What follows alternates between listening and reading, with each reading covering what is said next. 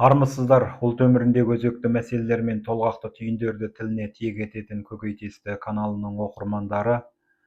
Біз Көкейтестінің өткен кезегінде маңдайшалықтар мен мәзірлеріміз қашан оңалады деген тақырыппен мемлекеттік тілдің мәртебесіне қатысты бір түйінді талқылаған болатынбыз.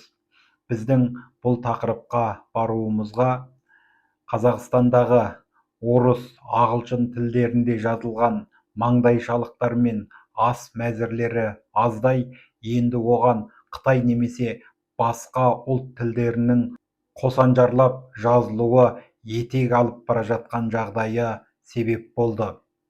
Сондықтан да осы мәселені арнайы тілімізге тиек етіп, оның түрлі себептеріне үңілген болатынбыз.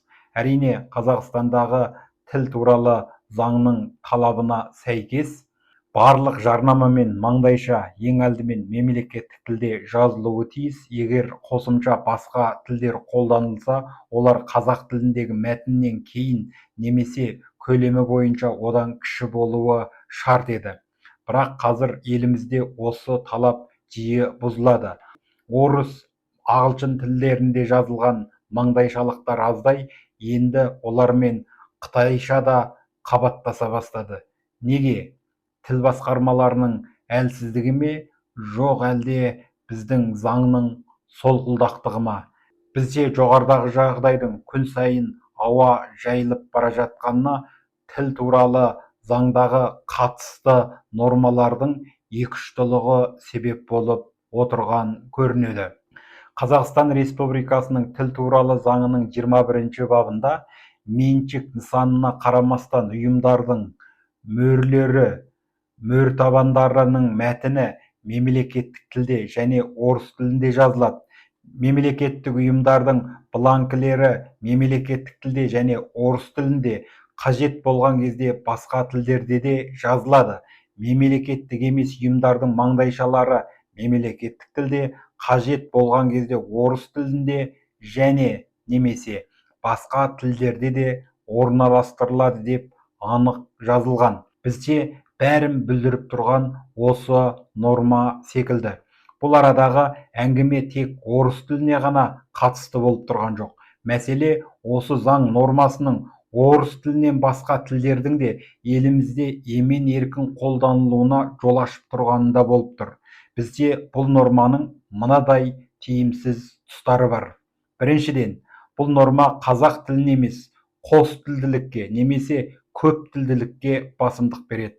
Заң мәтінінде барлық ресми элементтер екі тілде, яғни мемлекеттік тіл қазақ тілімен қатар орыс тілінде жазылуы тиіс екені анық айтылған. Ал қажет болған кезде басқа тілдерде деген шарт қосымша көп тілділікке мүмкіндік береді. Яғни бұл норма мемлекеттік органдар мен мекемелерді қос тілділікке мәжбүрлейді. Қайсы бір мекеме тек қазақ тілін қолданғысы келсе де, заң оны орыс тілінде енгізуге міндеттейді. Бұл қазақ тілінің жалғыз мемлекеттік тіл ретінде басымдық алуына кедергі жасайды. Екіншіден, қажет болған кезде деген тіркестің күмәнділігі. Заң мәтініндегі қажет болған кезде басқа тілдерде жазылады деген норма қажеттілікті кім айқындайды деген сұрақты тудырады. Егер бұл қажеттілікті мекеме өзі анықтайтын болса, онда қазақ тілінің қолданыс аясын кеңейтуге мүмкіндік бар. Бірақ егер оны жалпы ереже ретінде кеңінен қолдануға жол ашылса, қазақ тілі өз позициясын одан сайын әлсіретуі мүмкін. Мысалы, белгілі бір аймақтарда қажеттілік сылтаумен орыс тілінен бөлек өзге тілдер, мысалы ағылшын, Қытай, өзбек, ұйғыр тілдері енгізілсе, қазақ тілінің рөлі екінші орынға ығыстырылуы мүмкін. Үшіншіден, аталған заңның шарты бойынша болғанда мемлекеттік емес ұйымдар үшін орыс тілі міндет емес, бірақ қазақ тілін басып озуы мүмкін деген ойға жетелейді. Заңның мемлекеттік емес ұйымдарға қатысты бөлігіне қарасақ, олардың бланкілері мен маңдайшалары мемлекеттік тілде, қажет болған кезде орыс тілінде және немесе басқа тілдерде жазылады деп көрсетілген. яғни мемлекеттік емес ұйымдарға орыс тілін қолдану міндетті емес. Бірақ іс жүзінде бұл ұйымдар заңға емес, нарықтық сұранысқа қарай бейімделеді. Егер халықтың бір бөлігі орысша немесе басқа тілдегі ақпаратты талап етсе, онда олар сол тілді қосады. Ал қазақ тілі тек формалды түрде ғана қалуы мүмкін. Бұл бизнес құрылымдарында қазақ тілінің әлсіреуіне әкеліп соғады. Төртіншіден, тауар белгілерінің өзгеріссіз қалуы қазақ тілін шектейді.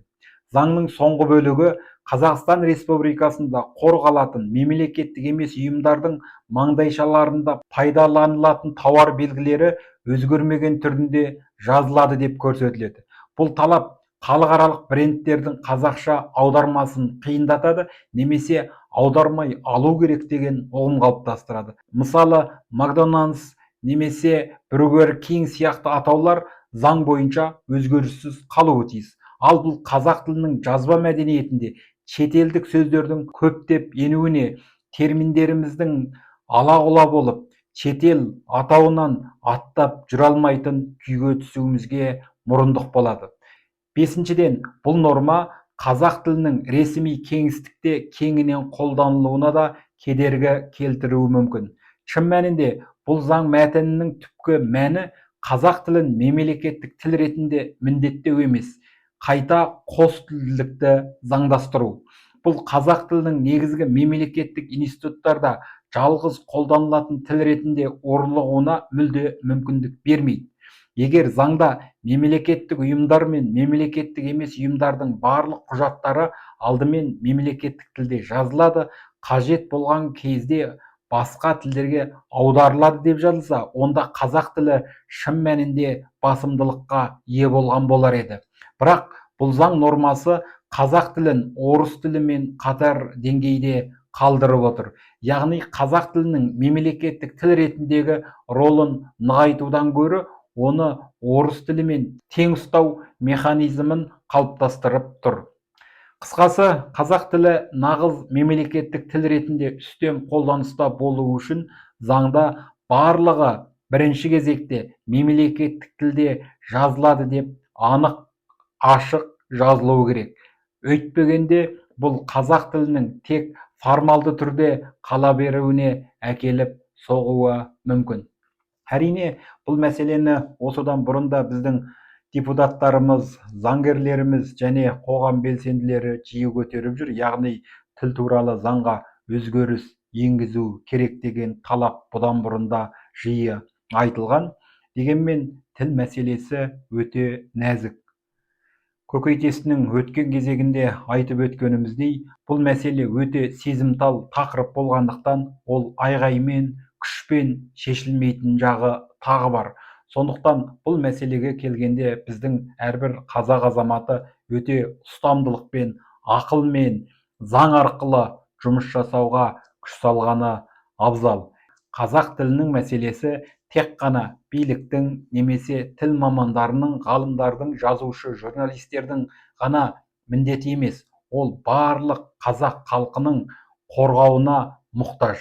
Сондықтан әрбір азамат өзінің мемлекеттік тіліне көңіл бөліп, оның мәртебесін көтеруге, оның айбынын асырып, беделін биіктетуге барынша күш салып, үн қосқанымыз абзал секілді.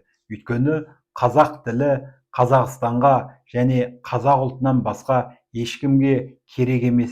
Сондықтан қазақ мемлекеті барда, қазақ ұлты барда, қазақ тілінің деңгейін жоғарылатуға қайғашанда күш салуды ұмытпайық. Қазірше айтарымыз осы. Ықыластарыңызға рахмет. Келесі кездескенше сау саламат болыңыздар. Еліміз аман, жұртымыз тыныш болсын.